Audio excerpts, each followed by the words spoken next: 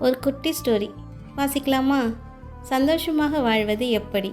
ஒரு ஊரில் ஒரு பெரியவர் ரொம்ப கவலையாக வாழ்ந்துட்டுருக்கார். அவர் ஒரு ஞானி கிட்ட போயிட்டு, நான் சந்தோஷமாக வாழ்கிறது எப்படி அப்படின்னு கேட்குறாரு.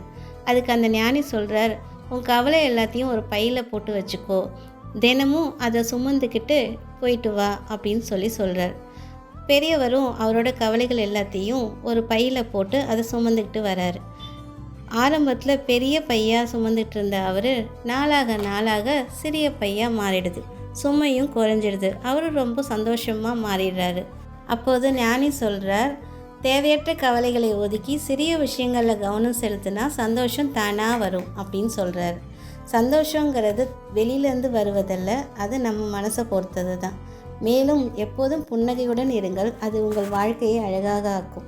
நன்றி உணர்வுடன் இருங்கள். உங்களிடம் உள்ளவற்றுக்காக நன்றி சொல்லுங்கள். உங்களுக்கு நல்லது செய்தவர்களிடம் நன்றி உணர்வுடன் இருங்கள். பிறருக்கு உதவுவதிலும் அன்பை பகிர்வதிலும் உண்மையான சந்தோஷம் உள்ளது. நன்றி.